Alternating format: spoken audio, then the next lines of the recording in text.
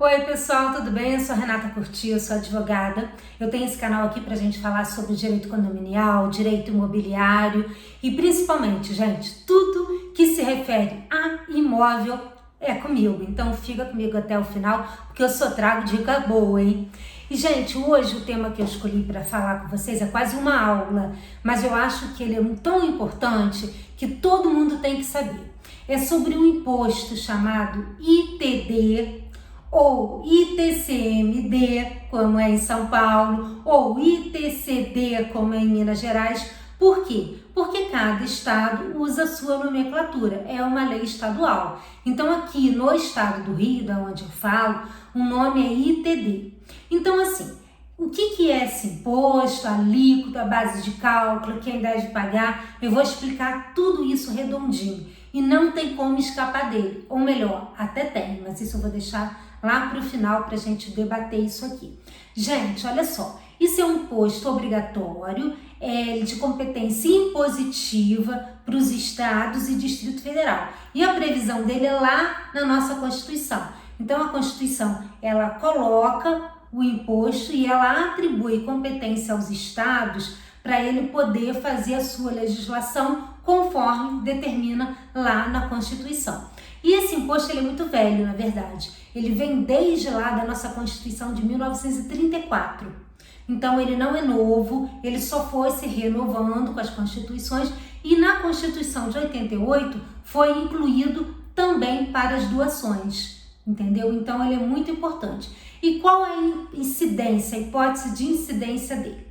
Todas as vezes que tem uma transmissão da propriedade de bens e direito, incide esse imposto. Então, no falecimento daquela pessoa titular do bem, incide o imposto. Todas as vezes que há alguma cessão gratuita, por exemplo, na doação de um bem, incide o imposto. Ou seja, não tem como escapar, não tem como, porque todo mundo precisa fazer inventário. Não é verdade? Então, todas as vezes que tem esse fato gerador, que é a morte de alguém que deixa bens, vai incidir esse imposto. Então, entendeu? Houve transferência de titularidade do bem, incide o imposto. Não tem jeito. Então, ele vai incidir sobre os bens imóveis. Então, vamos supor que compete a cada estado, né? Determinar a alíquota, que eu vou explicar daqui a pouco, e como vai ser o procedimento para pagamento desse imposto. Vamos supor que você mora no estado do Rio e tem um apartamento lá em São Paulo. Então a lei vai ser lá de São Paulo, porque é onde se encontra o bem. E no caso de imóveis também pode acontecer isso, veículo, ações, cota de empresa, né? Isso tudo são bens móveis. E aí, quando acontece isso, vai ser aonde mora o doador ou aonde vai ser processado todo o inventário. Então, é a lei daquele lugar. Gente, existe na lei, principalmente aqui do estado do Rio, eu não conheço a lei de outros estados, existem várias situações de isenção desse imposto, sim. Mas são casos muito pontuais, como, por exemplo, bem que não ultrapasse a R$40 mil, quando há bem com residencial em locais de baixa renda. Então, existe sim algumas situações muito pontuais que há a isenção desse bem. Mas eu posso te falar, assegurar que assim, a classe média que tem um bem normal acima de 300 mil vai pagar imposto. Então, ela exclui realmente pessoas que têm muita necessidade e aí sim essas pessoas não pagam esse imposto. Mas eu queria tratar aqui, avançando no tema da alíquota. Gente, e aqui eu queria muita atenção de vocês, porque esse aqui é um assunto muito delicado. A alíquota, ela é fixada no Senado Federal, não é na Câmara dos Deputados. É só no Senado, através de resolução. Então, como é que funciona isso? Isso tudo tem uma orientação, que é lá no artigo 155 da nossa Constituição. O Senado Federal, a gente sabe que quem está ali, os 81 senadores que estão ali no Senado, eles representam os estados, não é isso? Então, assim, quando se reúne esses senadores por maioria simples, é feita uma resolução. Maioria simples de 81 senadores, 42 senadores é feita uma resolução. A última vez que se mexeu nesse imposto foi no ano de 1992. Foi quando os senadores se reuniram e colocaram a alíquota máxima de 8% em cima do bem. E aí, como é que acontece isso tudo? E eu acho o sistema assim, ele muito frágil, eu vou até explicar o porquê. Essa resolução, na hora que está ali, 42 senadores e por maioria, então 21 senadores optam em aumentar esse imposto é aumentado com 21 pessoas, entendeu? E aí, assim, esse valor, ele é passado para os estados com a alíquota mínima e máxima. E aqui o estado, ele coloca qual é o seu valor. Por exemplo, no estado de São Paulo, tanto faz um bem ser R$1 milhão, como o bem ser R$300 mil, é 4%. No estado do Rio, eu vou explicar isso melhor adiante, é diferente esse tipo de alíquota. Então, assim, o que eu quero falar com vocês é o seguinte: existe um comitê liderado até pelo senador Cid Gomes, irmão do Ciro Gomes. Ele fez um projeto de lei que está em tramitação no Congresso, tentando aumentar esse imposto para 16%, de 8% para 16%. E ele realmente, assim, a gente lendo o projeto de lei, eu vou te falar que dá até raiva, porque ele coloca que os estados estão passando por uma situação econômica muito difícil, precisam arrecadar. Então ele coloca nas costas da gente a má administração dos estados, como se a gente tivesse culpa, né, dessa má gestão. E aí ele enumera que realmente quem tem que pagar esse imposto é aquela pessoa que tem bem, que pode pagar, são pessoas ricas. Só que isso aí é uma balela, porque quem paga na verdade é a classe média, entendeu? E é muito alto, 8% já é um absurdo, você imagina 16%.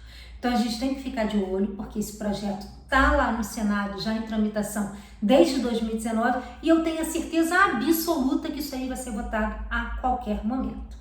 Então vamos lá. Votado, cada estado vai fazer a lei de acordo com os critérios que é feito lá na resolução do Senado. E quem é que paga esse imposto? Na verdade, olha só, quando há um inventário, óbvio que quem paga são os herdeiros. Quando há uma doação, óbvio, quem paga é aquela pessoa que está recebendo. E numa cessão de direitos, é aquela pessoa que está recebendo a cessão. Então é sempre assim, isso aí a gente entra no sistema da Receita Federal, faz uma autodeclaração e a pessoa, quem é, né, o contribuinte são essas pessoas que eu falei. E qual a base de cálculo para essas pessoas recolherem? Geralmente, quando é um bem imóvel, é o valor venal, aquele valorzinho lá do IPTU. Mas na hora que você coloca esse valor, ele atualiza esse valor para o valor de mercado. E como é que a Receita Federal entende isso? Ela pega esse valor, vamos colocar ali 200 mil e multiplica por 3. Simples assim. E ela vai gerar o imposto em cima do valor do mercado. Absurdo, né? Mas é assim que funciona. Então, assim, a gente sempre tem que pensar direitinho na hora que for analisar, e tem que conversar sobre o imposto, porque ele é muito alto e ele realmente pesa na hora que a família vai fazer o inventário. Bom, eu quero falar exclusivamente aqui do estado do Rio. Aqui no estado do Rio nós temos uma alíquota diferenciada de outros estados, não diferenciada de valores, mas a gente tem uma alíquota máxima que é de 8%, mas a gente acaba tendo uma alíquota progressiva em função do quinhão. Como é que acontece isso? Olha só, o estado do Rio decidiu que ele separou por valores de UFIR. Então hoje eu estou falando de dezembro de 2021, a nossa alíquota aqui de UFIR é R$ 3,70. Então ele pegou ali valores que a gente multiplica por essa alíquota e chega ao valor do ITD. Por exemplo, um bem até R$ 259 mil paga 4% de alíquota em cima desse valor. né? E aí, conforme vai subindo o quinhão, vai para 4,5%, vai para 5%, vai para 6%, vai para 7%, até chegar a 8%. Então, bens acima de 1.480.000 é 8% em cima do valor do bem. E pode dividir, Renata? Pode. Você pode dividir até 4 vezes sem juros, ou você pode dividir até em 12 com juros. Então, aí a gente tem que pensar direitinho o que vale a pena. Prazo para esse recolhimento. Gente, o prazo máximo que a lei coloca são 60 dias do rito de inventário judicial, 90 dias para o rito, né, extrajudicial, aquele inventário feito no cartório, e quando há doação, é na escritura que a gente faz lá no cartório a doação do bem, e aí a gente tem que demonstrar para o tabelião o recolhimento desse imposto. Agora, situações que eu acho muito importante a gente ponderar aqui, sobre o imposto de renda. Gente, olha só, quando você tem um bem agregado ao seu patrimônio, por exemplo, você recebeu aquele bem de uma doação, de um inventário, você concorda comigo que você agregou valor econômico no seu imposto de renda. Você não tinha um bem de 500.000 e agora você tem. Então, você incide imposto de renda quando você faz uma aquisição daquele valor. Mas imagine só uma situação. Vamos supor que eu tenha comprado um imóvel que vale 500.000 e faça essa doação. Eu comprei esse imóvel lá em 2010 por 500.000 e eu estou fazendo uma doação para o meu sobrinho esse ano e esse bem eu coloco lá no valor de 700.000. Concorda comigo que eu tenho um valor, uma diferença aí de 200.000 reais? Em cima desse 200.000 reais vai ter ganho de capital. E meu sobrinho, quando for fazer a declaração de imposto dele, que ele vai ter que colocar esse valor, ele vai ter que pagar 15% de ganho de capital em cima desses 200.000.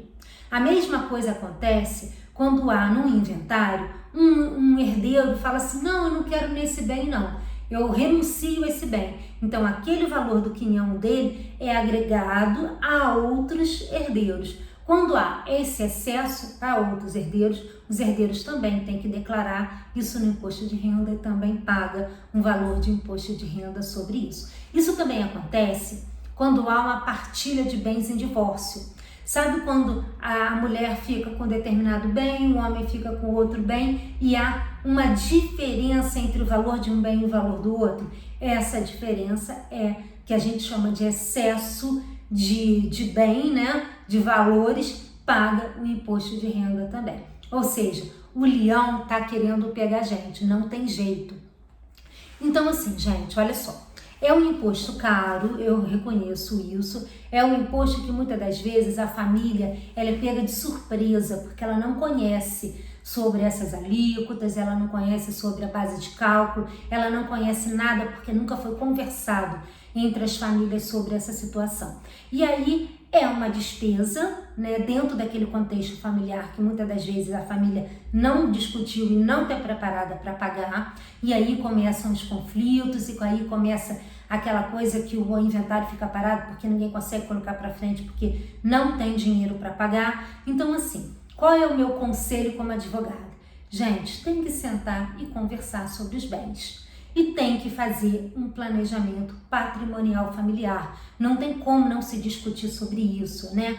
E tem que se escapar dessa penalidade, que na verdade o imposto é uma penalidade. Se a gente pensar melhor sobre isso, entendeu? Então a gente pode preparar, fazer um planejamento familiar e na verdade, fazendo isso, a gente escapa desse absurdo que é esse imposto. Gente, é isso que eu queria falar com vocês hoje. E aí eu vou te pedir um like aqui, curtir esse canal, se inscrever. Você sabe que qualquer dúvida pode mandar para mim que eu respondo todas as dúvidas. E assim, estou disposta sempre a esclarecer esse assunto, porque esse assunto precisa ser discutido pela família brasileira. Ok? Gente, então fico por aqui. Um abração para vocês e até o próximo vídeo. Tchauzinho!